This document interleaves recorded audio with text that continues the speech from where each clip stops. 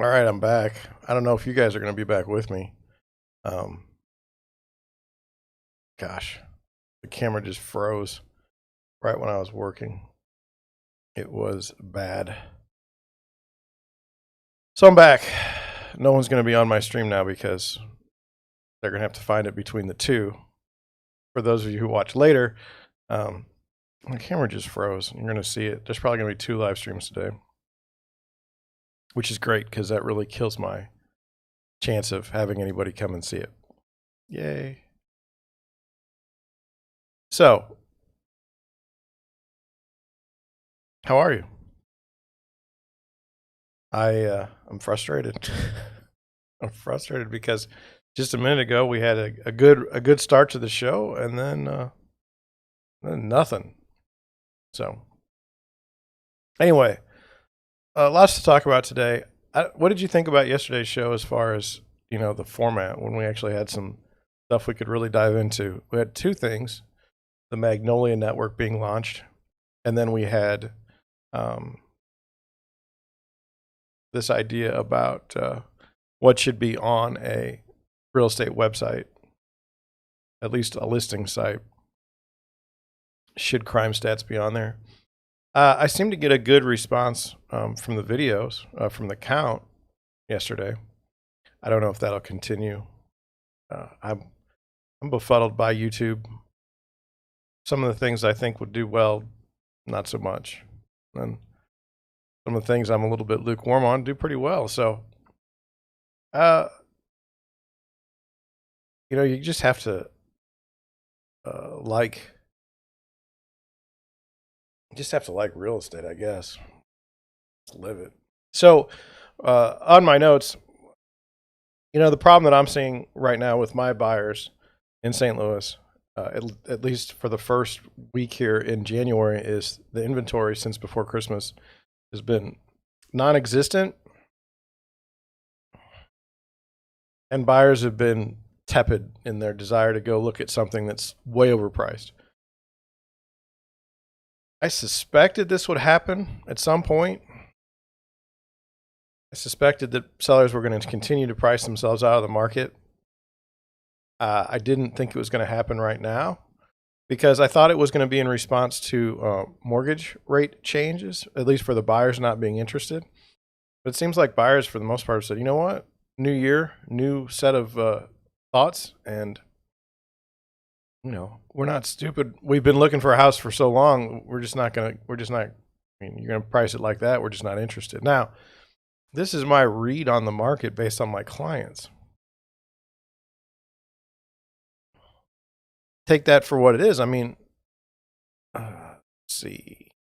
Price wise, I'm working with people in different price points, pretty varied. So it's not a good indicator, really. I'm not at the low end exclusively, or I'm not at the high end exclusively. But I don't know if you realize this, but I look at a few listings every day, and when I do, I put myself in the position of a buyer.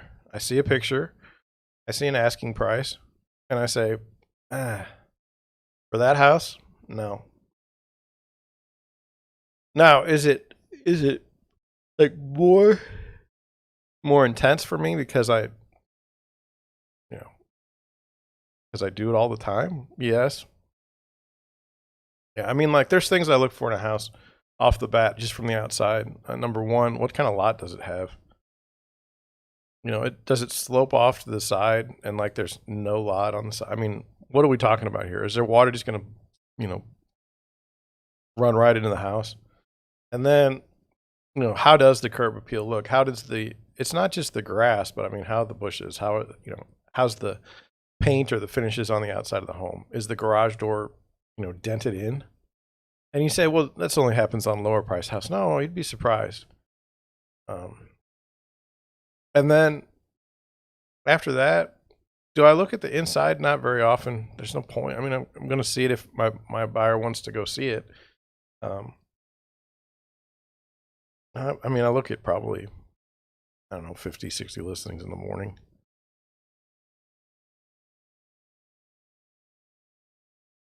I'm not, I don't know if I'm proud of that. I don't know, but mainly I pay attention to 63123 because it's where I live. And it encompasses a number of different places. There's part of it's in the St. Louis City. We'll just go school districts. Part of it's in Bayless. Part of it's in Lindbergh School District, and part of it's in Afton School District. So it's a very varied zip code. And can I even in the zip code, can I pick exactly where a house is every single time? No. But most of the time, even by price, I have a pretty good idea where it is, which is crazy to me. But yeah, so what I'm seeing,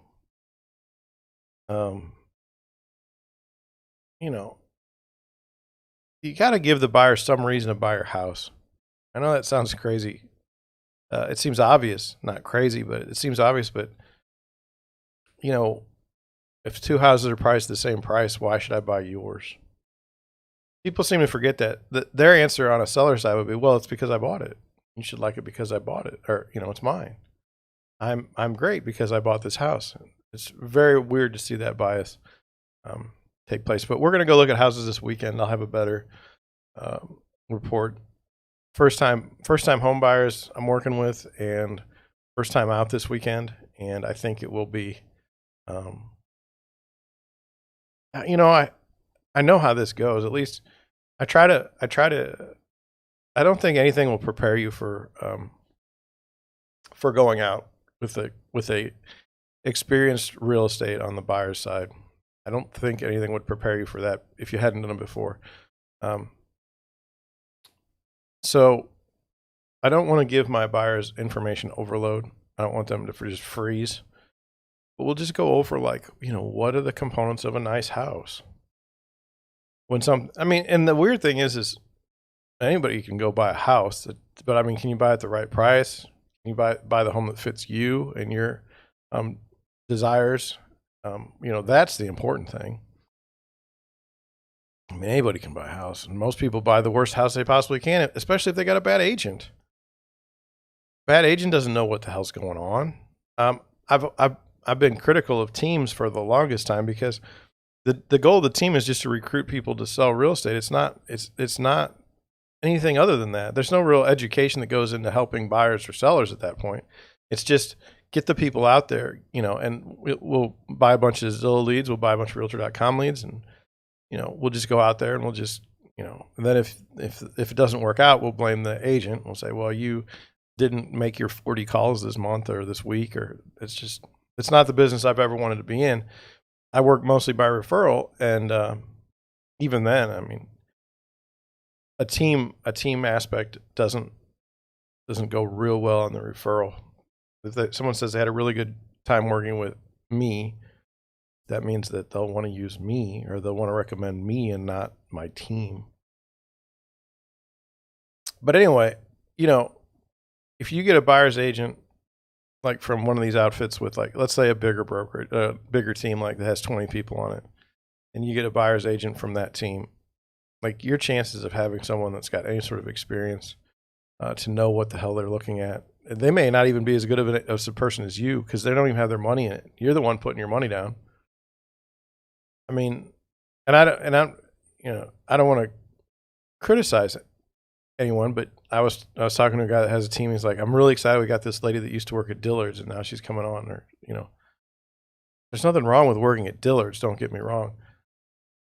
But sending her out on the first showings for houses and actually being competent in the marketplace is dicey.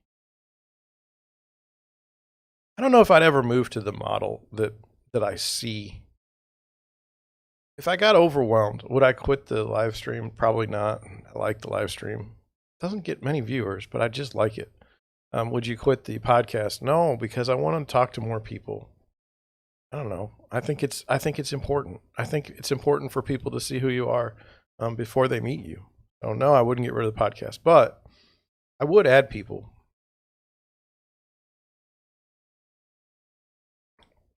And the question is, well, how would you add people? Well, I've seen different people do different things. There's a model where you basically pay a buyer's agent to go and show houses, And then if there's a house that's, worth putting under contract, you run out there and look at it and then write an offer, on behalf of your buyers. There's models out there where you don't do anything. You just keep bringing in agents, and it's a big churn. And I don't know. As I go through life, I like to have good relationships with fewer people rather than just people, like a revolving door. That makes me a bad person. Okay. And then the other model is, have different people responsible for different parts of the process. So this worked out in Arizona for one couple. They have one person that does the staging, like on staff. They have one person that takes care of, paperwork on staff. They have one person that takes care of marketing on staff. Like, they just have one person that's in charge of every single individual thing, and then they try to manage it from that perspective. I like showing houses. I like getting out into the public and looking at what people are thinking and doing. I don't want to leave that spot. I like listing houses, because I think I can help most sellers get a good price for their home and get it sold quickly. I think my major, if I could look and see my major failures, it's, I love the internet, and I've got many different things going online, websites and whatnot. None of them really do very well. It takes consistency to do that. Not consistent enough. My social media marketing, for what I pay, I do fantastic. And I love my social media manager. But if I really wanted to get out there and hit it hard, I'd have to either increase that pay, maybe some of the, I just have to increase the pay. And, like, I'm going to go this weekend and I'm going to show houses. And I should be taking pictures of myself showing houses with my buyers. But it seems weird to me. It always has. So I don't. And then it's like, well, you could go out and just take a picture of a random house. And sometimes I do, just because it's easier. I'm not being pressed for time. Thank you for the spam comment. I love having a spam comment without anybody even being on the viewing. That was good. Thank you. I think next week, don't get mad at me, but I think that you're gonna have to be a subscriber, because all I'm getting is spam comments, or I get one or two like every month that's like, hey, how you doing? That's not enough. So I'm gonna be putting that on. Will it help? I don't know. Does it keep people from commenting? I don't know. We definitely don't have a robust chat, though, and it's disappointing. So I get stuck talking about stuff all the time. All right, well, that's what we had. Let me go into the Google search trends. One of the things I was thinking is that,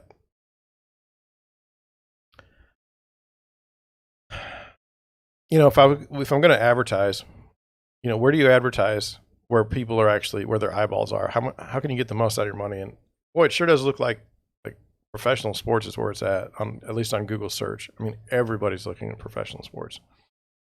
I'm not. You know why? But anyway, on Google Trends, like, a lot of obituaries happen, like a lot of deaths. People seem to want to be interested.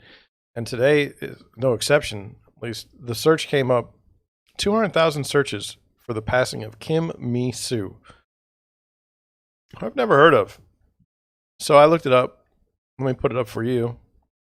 This is just to help, like, if someone's talking about it at work or something, now you know, right?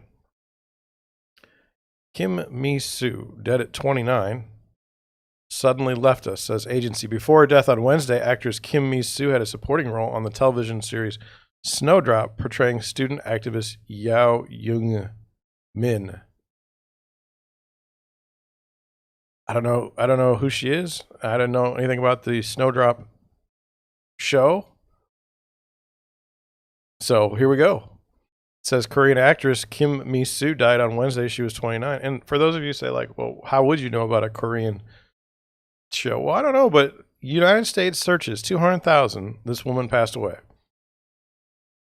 I mean, obviously someone knows about her. So Mi-soo's agency Landscape Entertainment confirmed the news of her death, saying she passed away suddenly. A cause of death was not provided.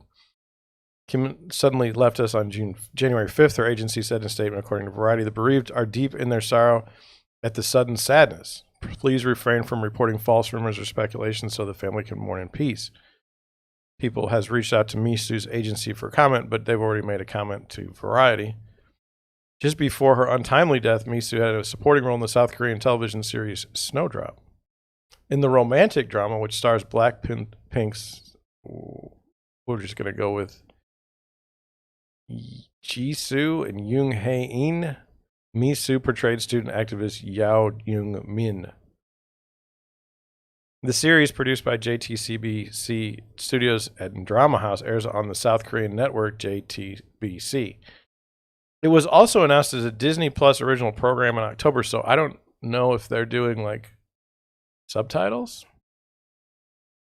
In addition to Snowdrop, Mi-soo also appeared in the television series Into the Ring and Hi Bye Mama, as well as 2019 films Kyungi's World and Memories, according to Variety. Following the tragic news, fans of Mi-soo shared their condolences on social media. And it's always interesting. I'm not as a complainer, just an observation. Back in the day, there was no tweeting. Like, you didn't have Twitter. So if somebody died, you really didn't have any way to say anything about it other than like a memorial page or something. But also you couldn't write an article about it because there was, I mean, how many articles are written today just because they're like a tweet? You'll always be remembered and will be greatly missed, one fan tweeted, while another person wrote, Kim Mi-soo, I love you so much. The Korean world lost a rising giant in acting and modeling. She was known for the Disney Plus series Snowdrop and was 75 days from turning 30, a third user shared, adding that fans did not see this coming. Well, you often don't see death coming. I mean, unless somebody's really old. I don't know. People kind of was depressing. Like today, at least, you got this poor woman passed away. And then you go down and then this, I believe, woman passed away. Poor woman passed away. She's older than me. Doesn't make me feel better. This fellow passed away.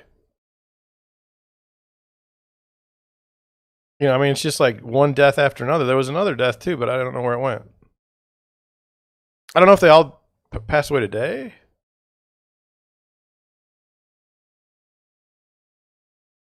I don't know. Anyway, rough day. Yesterday.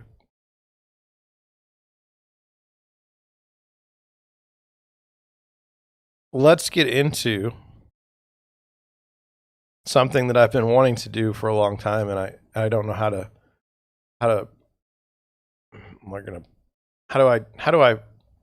I this is one of the more interesting things that I've seen in my career, and it's the United Van Lines National Movers Study, and it comes out every year. Okay. It's the 45th annual. I never caught on to this. I was in a different brokerage, not my own, a number of years back that was doing corporate relocation. And I was trying to find a way to get more business to the place. And I happened to see an article about it. And I read it. And it was the most fascinating thing in the world because I had never, ever honestly considered people's moving patterns in the United States, especially when it comes to Missouri, because people always moved out of Missouri and no one moved in. We always get a net loss. Well, that's not good for anything. And that's where I started to think like, oh, well, employment is important. And then I started thinking, well, why would someone choose Missouri over like Detroit, which we're going to look at later? Why would someone choose Missouri over Denver, over California? And then I realized that we were kind of in a competition, in a national competition for jobs, and maybe no one knew it in the county or the city, and if they did, they don't care, or they don't make it easy for businesses to move here. They don't make it easy on businesses here either. So that's a problem. And then this was before the pandemic. We didn't have such, I don't know what the word would be. We didn't have such stringent authoritarians in government that were just so blatant about, pushing people around. The virtue signaling was lower. It was confined to a different class of people that you never saw. So let's go over it just in general. And then, we'll see what you think. So this is the people that have, this is the map. And what they've done is they've done high inbound, medium inbound, balanced, medium outbound, and high outbound. And so you look at where are the places that people are moving out of. Well, Detroit, Michigan. I say Detroit. I mean all of Michigan. I apologize. New York City, New Jersey, Illinois, Nebraska, Kansas, California, Louisiana. Somewhat surprising. Somewhat surprising to me. But yeah, California, New York, Michigan, Illinois, really, really people moving out. And where are they moving to? Well, like the narrative has been the South, which, you got Tennessee, North Carolina, South Carolina, Alabama, and Florida. But you've got like Maine and Vermont and South Dakota and Idaho and Oregon, people moving there. We'd been told that people are just streaming into Texas, but that doesn't show that here. So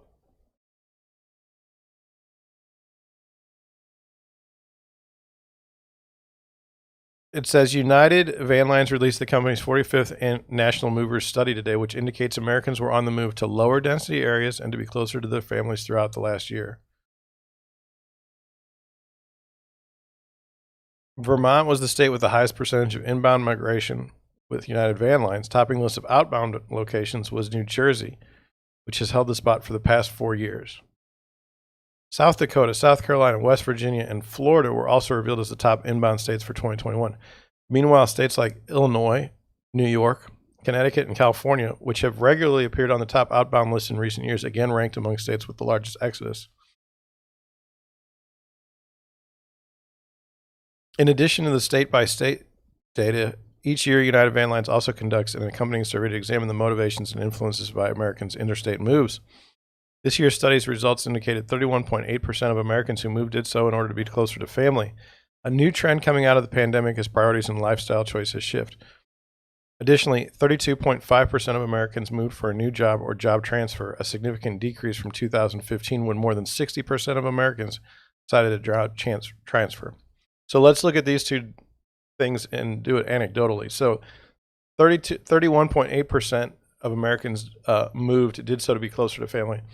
My 17-year-old senior in high school just wants out. That's nothing to do with us. It's gut wrenching. She wants to be on her own. She wants to be a travel nurse. So she wants nothing to do with being close to family, at least our family. Now, did we do something wrong? I don't know. I don't think so, but it's just, that's the way she is. And it's gut wrenching, especially when you see that people are trying to move closer to their family and she's trying to get the hell away from us.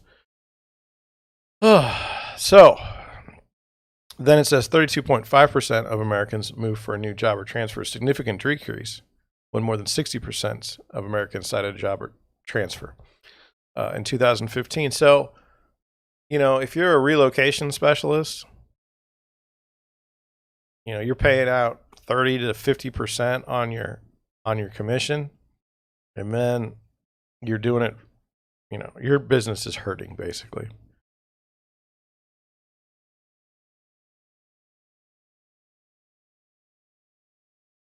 And I do agree with this. And the next statement says the new data from United Van Lines is indicative of COVID-19's impact on domestic migration patterns, with 2021 bringing an acceleration of moves to smaller, mid-sized towns and cities, said an economist and professor at University of California, Los Angeles, UCLA. We're seeing this not only occur because of Americans' desire to leave high-density areas due to risk of infection. I just want to get out of the big cities. It's got nothing to do with the infection. But also due to the transformation of how we're able to work with more flexibility to work remote. And I think that's key. I mean, if I could stream all day and get somewhere, I would do it. I would prefer to have, my real estate business still, but get me out of the cities. Get me out of the major places. John, is that a conflict? Like when you show people houses in St. Louis County when you want to get the hell out of here? No, because my wanting to get out of here has never been like I grew up here, and my desire is to get out to a farm in southern Missouri, southeastern Missouri, and I just want some land where we can just, be at peace. I want to get out of there for the lifestyle. It's not for the, if you want to live in St. Louis County, I can show you many, many places to live that are going to be wonderful for you. It's just, I'm kind of done with it myself. I'll keep a place in St. Louis County, still move down to the farm. It's just me. But that's what I want. That's my goal. But I mean, is it ever going to happen? We don't know. We work for our goals. So anyway, let's see here. So what's more, amid the pandemic, many Gen Xers are retiring, often at a younger age than past generations, joining the baby boomer generation. While many are retiring in states like Florida, United Van Line's data revealed they're not necessarily heading to heavily populated cities like Orlando and Miami. They're venturing to less dense places like Punta Gorda, Sarasota, and Fort Myers. Similarly, in Oregon, cities including Medford, Ashland, and Eugene, Springfield saw high inbound migration in 2021. So here are the top inbound states: Vermont, South Carolina, South Dakota, West Virginia, Florida, Alabama, Tennessee. People moving out of New Jersey, Illinois, New York, Connecticut, California, Michigan, Massachusetts, Louisiana, Ohio, Nebraska. Did I misname Kansas?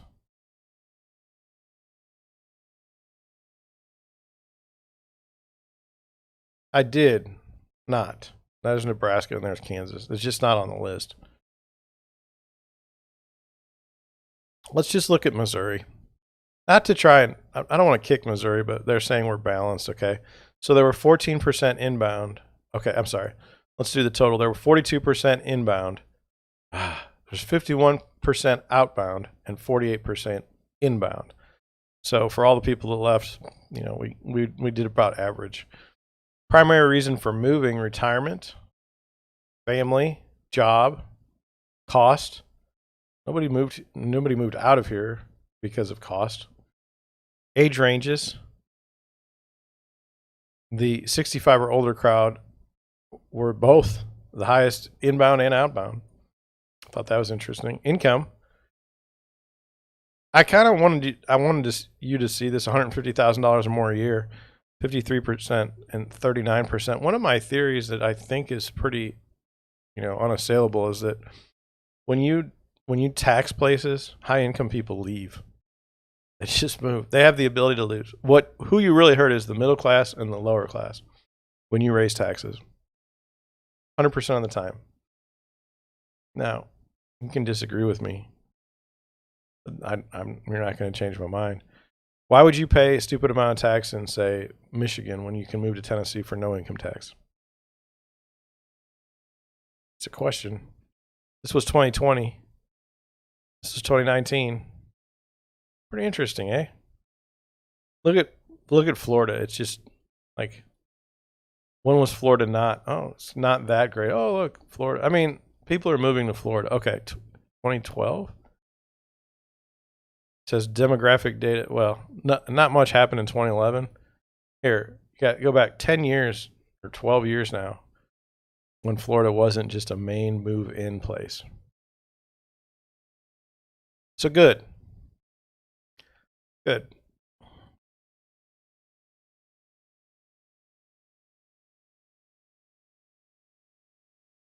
There's got to be a way if you get booted from the stream that you can get back on in the same spot, but I don't know about that. I'll work on it later. Let us move to, we haven't looked at houses in like a long time, and that's not good for me. So let's look at Detroit, Michigan. Have you ever been to Detroit, Michigan? I have. I lived there for like 10 years. There were like two places in Detroit that were where the wealthy houses were. There was one, it was called the Boston Edison District. And then there was another district down, but I don't remember the name. So we'll see if any of those houses made it on the list. I'll be able to tell by a map and by street names when I get there. So West Boston Boulevard, you see this house here. It says 2.9 million, 14 bedrooms, 6.5 baths, 15,000 square feet, and a 3.75 acre lot. And you look at it and you say, well, that's, oh, wait a minute. You look at the first picture and you're like, that's not very impressive for $3 million. My question to you is, why did they do that? 100 pictures, $3 million. Been on the market for 600 days, 2 years, 6-car garage, built in 1914. Property history. Property was sold for $245,000 in 1993, listed for $3 million in 2019, and has not sold since. What is the details? Where in America can you find a 4-acre estate within the limits of a major metropolitan city? Park-like fence grounds feature a private and gated circular drive, fountain, tennis, pickleball court with pavilion, large grape arbor, and playhouse. Perennial gardens provide an ever-changing vista of color throughout the summer. 30,000 plus flower bulbs make spring something special. Koi ponds and a waterfall are next to the greenhouse. 2 carriage houses, each with 2-bedroom apartments and 2 full basements.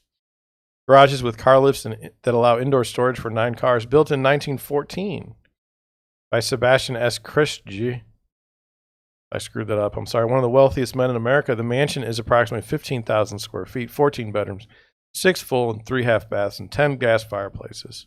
Grand foyer, formal living room and dining room, butler's pantry, breakfast room, updated kitchen, music room, library, game room, and solarium. The master suite and in-law suite include a kitchenette, second floor laundry room, basement laundry, workshops, and walk-in bank vault. Property history. Purchased in 1993 for $245,000, asking $3 million. Pretty impressive. Let's see some of the pictures. I mean, that looks nice, right? Let me do the map. So this is Boston Edison. Okay, it's off of Woodward. Okay, and it's like right here. These are the houses. That's the first house off of Woodward. So, where were the houses that I don't like? Oh, I'm sorry. So Boston, yeah, Boston Edison right here. Now, if you go down Woodward,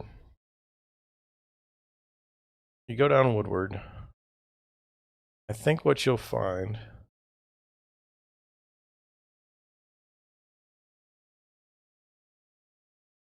that's 94. So it's like, hey, there's Wayne State. But I thought it was at the, yeah, it's off of Warren.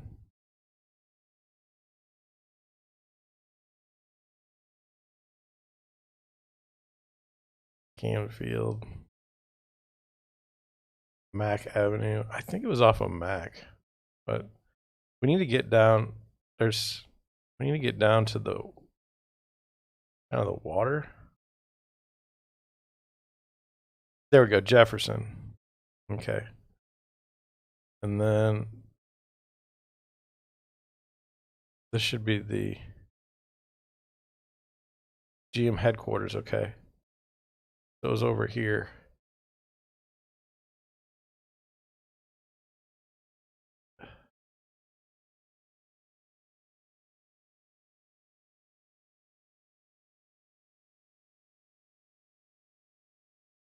I just can't remember off the top of my head where those houses were. I did work there even, but it's been so long. Okay. Well, anyway, let's go back. Let's look at the houses. So let's see what this house, I mean, so I wouldn't have ever put this picture and I wouldn't do 100 pictures. But I mean, that's nice.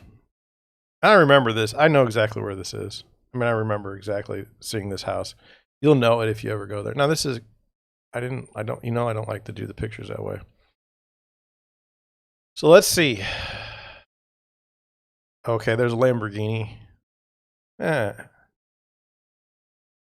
But look at it. I mean, it's a monstrous house. There's another Lamborghini. There's a minivan and some other stuff. And that's when you walk in. I mean, it's a beautiful house. Can you imagine paying $235,000 for it? And how damaged was it? You know, how were you able to bring it back to this space? Look at the ceilings.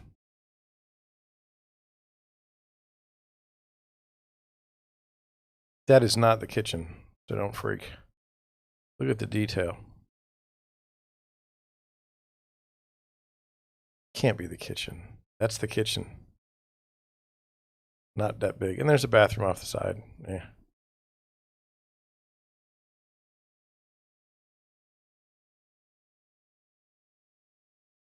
I mean, you're never going to get into this house. This is the best you're going to be able to do. And you know what? Enjoy it. Look at the beauty and just say, man, there's all the, in the spring, there's the bathroom. And they kept the fixtures, which is cool.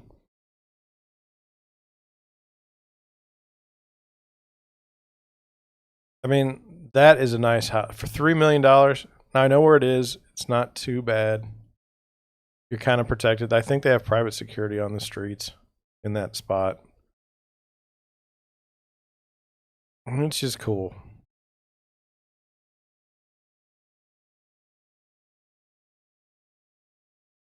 It's a window.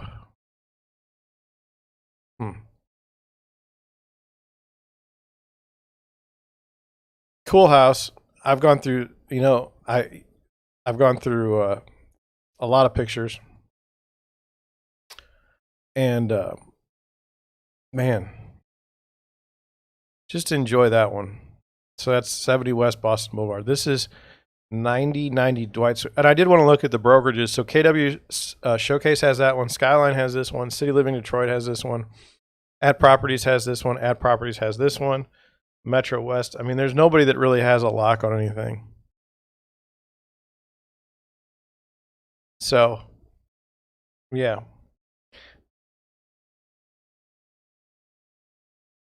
I just wish I could find that neighborhood because I remember it. And so even in Detroit, their properties, the prices are just going out of control. I mean, anyway, let's look at this one. This is on Dwight. Let's click the button. So yeah, this one's now it's going to be right down by the water. So is this really it's in Wayne County. Stunning home is nestled in an exclusive subdivision with a full and breathtaking view of the Detroit River. As one of only a handful of homes, including the Detroit mayoral official mansion on the Detroit River, this property comes with, that's called the Manoogian Mansion. The property comes with a custom boathouse that includes jet ski lifts and an upper deck that's built for nearly year-round entertaining. Previous owner completed several renovations, including an impressive boathouse with outdoor shower, new break wall, attached 2-car heated garage, 2 outdoor TVs, along with state-of-the-art entertainment system. Newer windows, central air conditioning system, and hardy plank siding are part of this amazing property. Magnificent, one-of-a-kind home with stunning views of the Detroit River and Belle Isle is professionally landscaped, has an extensive security system, including cameras, a gourmet kitchen with high-end appliances, beautiful hardwood floors throughout, and a master custom bath. Built in 1930, 6,000 square feet. Listing removed. Let's see. Price change. Listed removed. Sold for $300 in 1993. And I don't think it's changed. I don't think it's been bought since.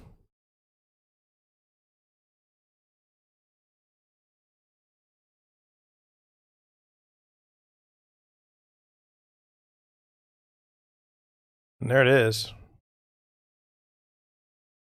It's right on the water. There's like Grosse Pointe and Grosse Pointe Shores. I don't think that's going to get pulled up in the Detroit listings. But that's how you know you made it in Detroit. You're in Grosse Pointe. And now if you're in Birmingham, that's the place to live. I mean, nice, right?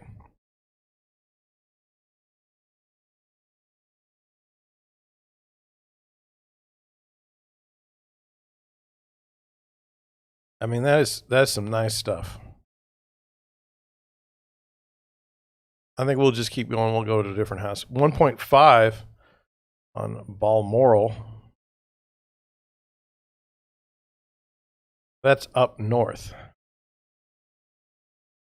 Sit back in time. This amazing 1922 Gothic revival Van Dusen mansion with 7 bedrooms, 5.5 baths, 5.2 baths, and a carriage house above 4-car garage. Oh, I'm sorry. I want to do the property history. Listed since 2012. Listed since 2010. Trying to sell the house for 11 years. 1.59 million.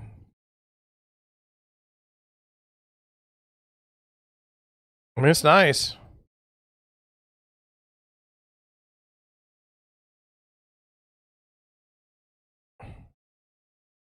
So there's all this stuff like that was tech stuff that they put in, and and it doesn't work. Just save.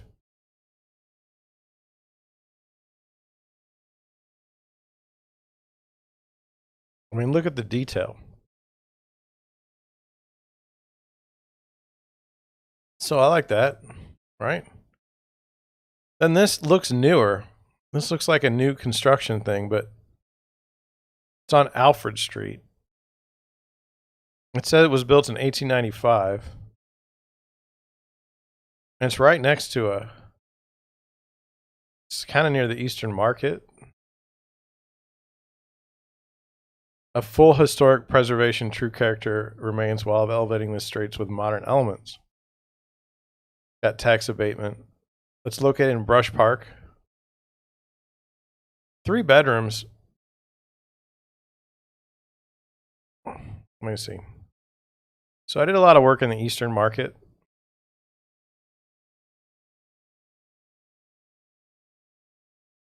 Which was like over here, I think. Yeah, RJ Hurt. Yeah. RJ Hurt. His name was David, who I knew that worked there or that owned it.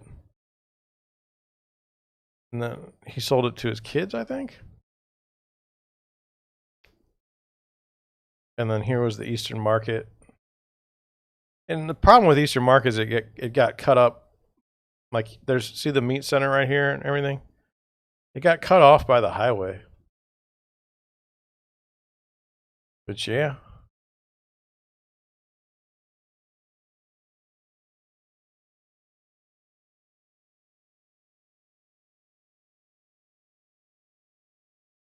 It's just weird to see stuff that you remember. Yeah, I was right here, like Wolverine Packaging.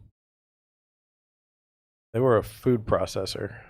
I'm sorry, Wolverine Packing. And I think we were like along here. I think, but it's been such a long time. Anyway, Eastern Market was cool. This is over here somewhere. Yeah, this is over here. It's like, let's go back in time to Detroit, right? Like, this is your life. So, get the buttons right. Do I want to see a 3-bedroom, 2.5?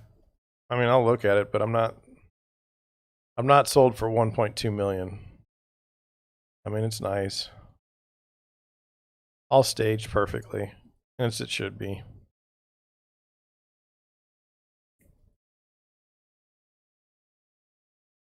It's just like, do I want to live here? Or do I want to live in one of those other mansions? Like, it seems too urban for me. Like, There's no space to do anything. Let's see if we can see when this house was. It was just listed. They didn't put the last time it was sold. So, okay.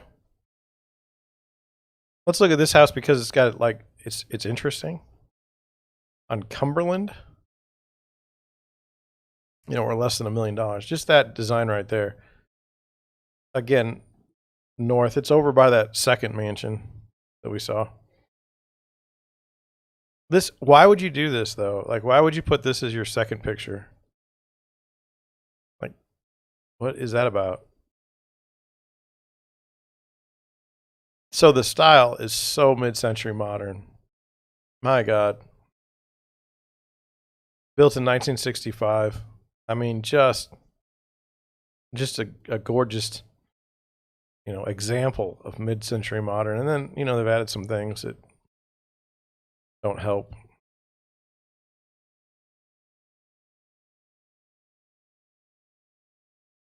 Pretty fascinating, eh?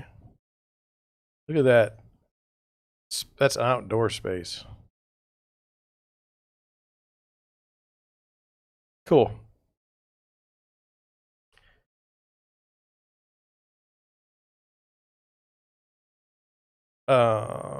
Sold for $900 in 2018. Listed in 2021. And now just literally 5,000 or maybe 100. I'm sorry, $100,000 more in 3 years. Okay. I want to see this house on Mac and then I'll quit because I'm trying to find where I used to do some work somewhere. And this house is trashed. It's also by the Eastern Market. I mean, you can see the windows, it's trash. What do they say about it? Location next door to Albert Kahn's home. Your dream home of business right in the heart of Detroit's booming, prestigious, and sought-after Brush Park neighborhood. Built in 1927, this 4,000 square foot, 5-bedroom, 5.1 gem. Home is vacant as is. Potential is endless, which means it's a total dump. Did some work on it. But $1 million. And you too can have this fine home.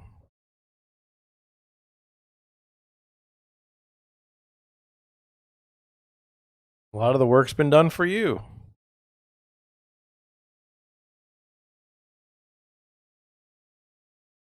They put a roof on it. New wood. Nope. No, thank you. Let's check one more. Here's a house that looks like it doesn't need any work. This is on Wellesley. Again, it's way up north for what I would say because I'm used to it. 210 days on the market, 2-car garage, 4,000 square feet. It's got the greenhouse. It's a great house. I can tell it's a great house. Now, which would you rather have? One downtown or one out here, which you'd have to go down Woodward every day? I mean, it's been done, tastefully redone. It's a nice house. Let's see. It's been listed since 2012. And I mean, look, it just 445, 867. It's actually been listed since 2008. I mean, that's the problem. The people that want to live in these homes need to be able to sell them. So, let's get in some articles. Now we don't have much time. Saw this, thought it was interesting. National 2022 mortgage industry predictions, and we'll do this and then we'll leave because I don't want to just beat you with too much real estate knowledge in one day.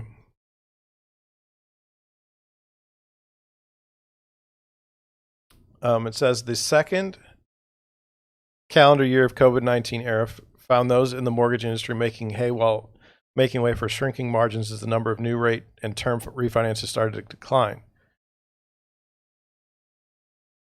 Apart from the buzz around more mergers and acquisitions ahead, leaders from all sides of the business offer their best predictions for the market conditions that we can expect in the next 12 months. It says refis will be stronger than first thought. It will not only be existing homeowners needing funds for renovation, the inventory shortage will also lead investor purchasers to acquire aged properties that need to be fixed up and either flipped or rented, said Andrew Pollack, Anchor Loans, a provider of fix and flip financing. People now realize you can repurpose a home. You can bring in new appliances. You can add more square footage and bring together an opportunity for a retrofitted home that is alluring. Another trend in 2022 that could help reduce the inventory shortage is the building of infill housing, properties on vacant lots in urban or suburban areas located between existing homes. There's already power, there's already sewage, and there's already cold water. We just got to draw the plans and build the homes, and they sit in areas that the large builders won't go after. That's absolutely true. If I had $1 million or $2 million or $5 million in cash, I would definitely look for infills. The reason why, like let's just say we're in St. Louis, okay? Some neighborhoods were built, houses were built in the 20s, not with great square footage, but pretty good sized lots. And like a 2-bedroom, 1-bath home, who wants to live in a 2-bedroom, 1-bath home anymore? No criticism, but you know, if the house is falling apart, if nobody's interested, it's time for the house to go. Will it work? I don't know. Construction costs are pretty ridiculous right now.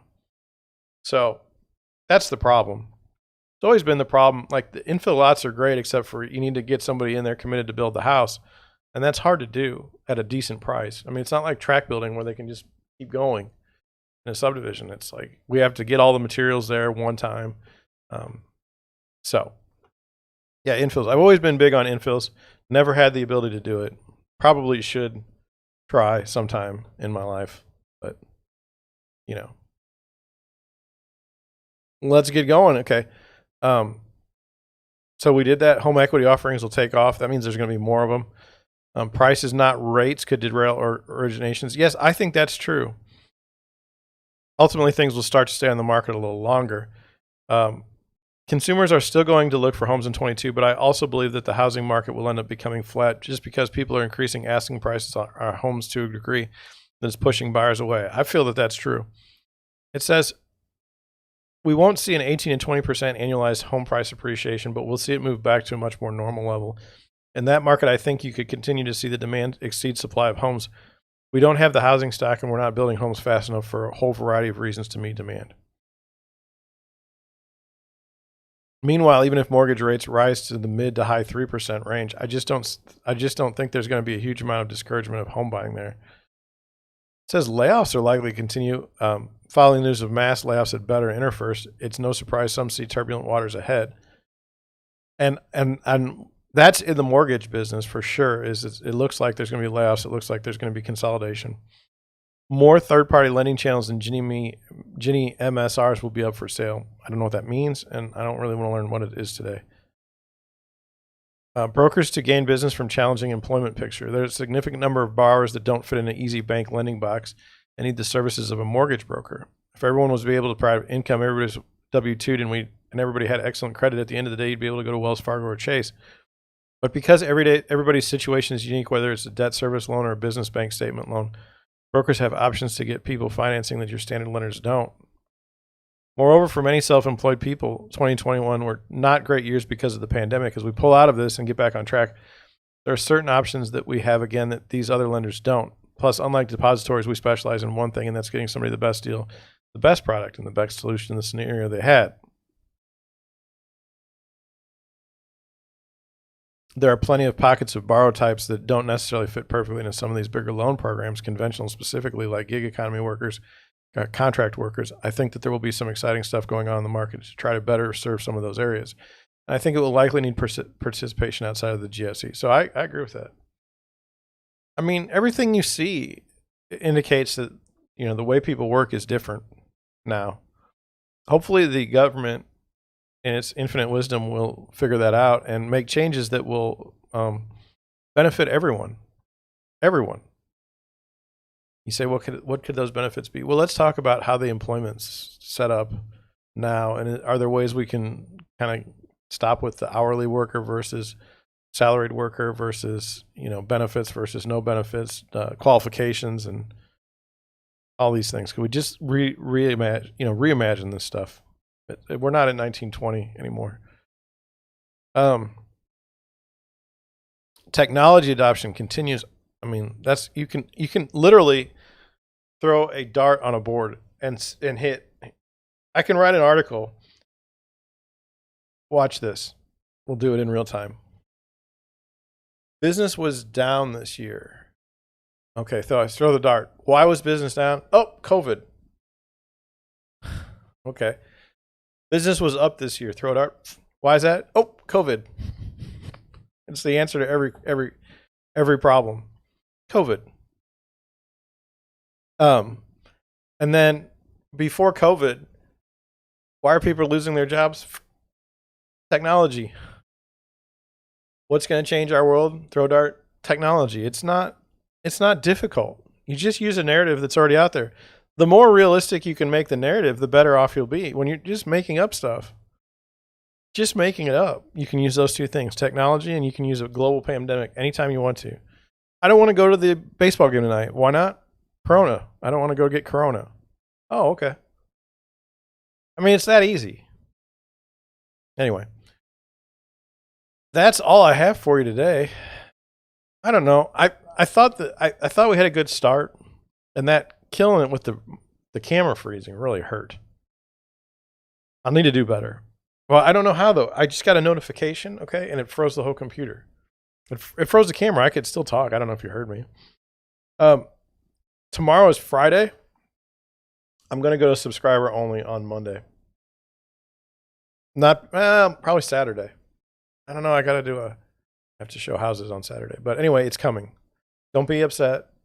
For those of you who watch later, I think a lot of you are subscribers anyway, so that's not going to bother you. But for the people that are, maybe it'll help the spam comments. Maybe it won't. Let's just try something because I don't know. Cyrillic spam for Russian sites is not exactly where I'm at in my life right now, and hopefully you'll come along with me. That being said, I gotta shoot a podcast episode. I have no idea what I'm going to do. None. So, wish me luck on that. Thanks for watching.